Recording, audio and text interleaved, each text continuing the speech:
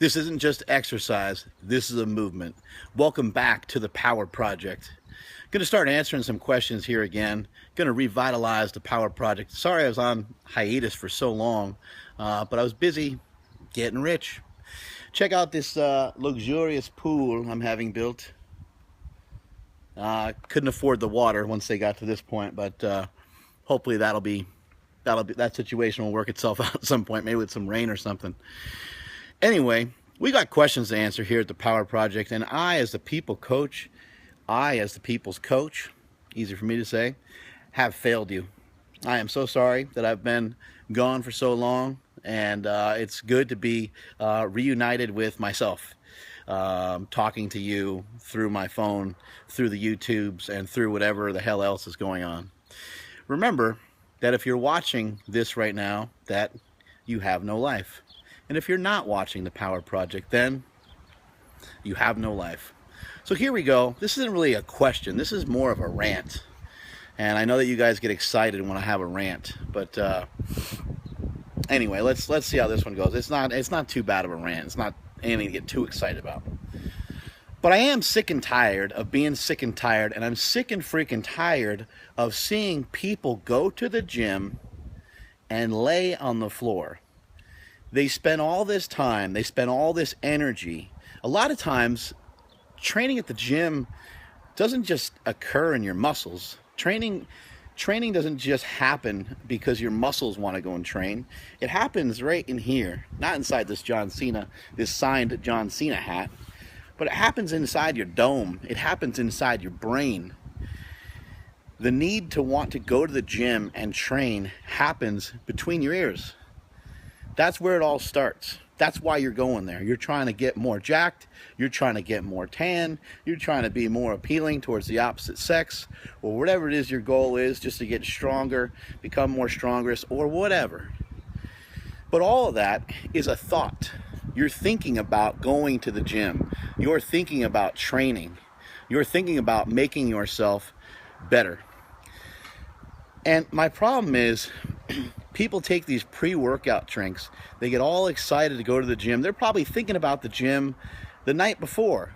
It might be like a Wednesday night. Today's a Wednesday. It might be like a Wednesday night, and you're thinking about Thursday. Thursday is a bench session for Super Training Gym, so it's probably a bench session for the rest of the world as well. And you're thinking about that bench session all night. You're getting all fired up. Then you got to go to work in the morning, and life happens. You have this happen and that happen, blah, blah, blah, blah, blah, blah, blah, blah, boop, right? Then, yada, yada, yada, you get to around what? 4 o'clock, 4:30, 5 o'clock. I don't know when people work. I've never had a real job. But I would imagine that's like when you would probably stop working, because it just sounds like a really long day at that point. So you get to that point. You grab your shaker cup full of some sort of pre-workout energy drink of some sort, and you want to get yourself fired up to head to the gym. Or maybe you grab a Monster Energy drink, or maybe you have a Eno Explode or something like that. Something that really gets you charged up, gets you fired up, gets you prepared for whatever it is you're about to do. In this case, it would be the bench press, right? And instead of walking into the gym with a purpose, you walk into the gym and then you lay down on the fucking ground. And you start doing foam rolling. You start stretching your hamstrings. And you start talking about your fucking IT band hurting. And all these things that you've just found out about probably 5 minutes earlier about what the hell they were called. Now all of a sudden they hurt. Now all of a sudden that's your issue and that's your main problem. And that's why you can't lift the weights that you want to lift. Get your asses off the ground. Do not hit the floor in the gym unless it's after a training session. Let's start really making a movement here, and let's start really trying to make some changes, and let's stop being a bunch of pussies and laying on the floor, rolling on a foam roller. I mean, seriously, it just looks terrible. It's not going to even actually help you in your training session for the day. Of course, every once in a while there's going to be a bump and a bruise here and there, but just deal with it. I think Bill Kazmaier ever used a fucking foam roller? Give me a break. What I would suggest to you instead, let's take the squat, for example. Bench press is a little bit easier to get used to, a little bit easier to get ready for, right? My arm is falling at this dying. I haven't done this in a while. The pump, the burn is there. I used to be able to hold this thing for 20 minutes at a time. Remember those days, boys and girls? But you know, the bench press is a little bit easier to get used to. It's a little easier to get ready for. So let's use the squat as an example of something that's not so easy to get ready for. How do we warm up for the squat if we're not going to lay on the floor? And if we're not going to move our hips around and do yada, yada, yada on the ground and stretch our hamstrings with a band and distract the hip and do all these other weird mobility drills and stuff, things that can sometimes be useful, but let's just hold off for a minute and let's not lay on the ground. Let's figure out a little bit better usage over time. Instead, you come through those doors of the gym and you are fired up, you are ready to go, and you are ready to squat right away. Maybe you have to change your shoes because you don't have the right attire on. Maybe you have to change your clothes, something along those lines. That's fine. Let's do that, okay? Change your clothes. Make sure you're wearing the right stuff to squat so you don't blow out your pants, or even worse, blow out your bunghole, right? After you do that, start to just squat. If that's the movement that you're trying to get ready for the day, how about we get ready for the movement by actually doing the movement? Let's start on a rack. Not in a rack. Let's start with using a rack. Grab a hold of a rack and do a squat. Sit down on the bottom of the squat position a little bit. Move back and forth. Move to your left. Move to your right. Move your hips forward. Move your hips back.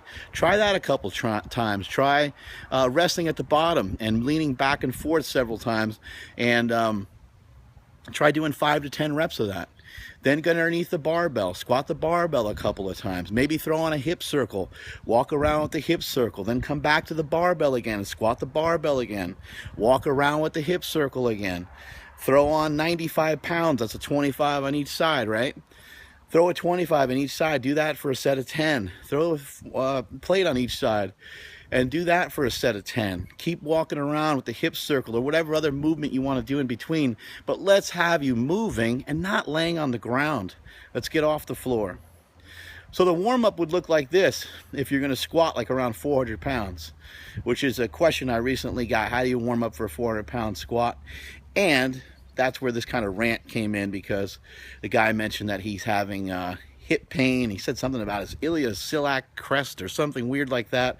Sounds like you know, something that would happen in a case of like a volcano or something weird. Or I don't even know what's going on half the time with people bitching about these weird muscle groups I never really even heard of. Anyway, don't worry about that stuff so much. I know that some of you guys are going to go, oh my God, but my hip hurts so bad. My hip has hurt since 2006.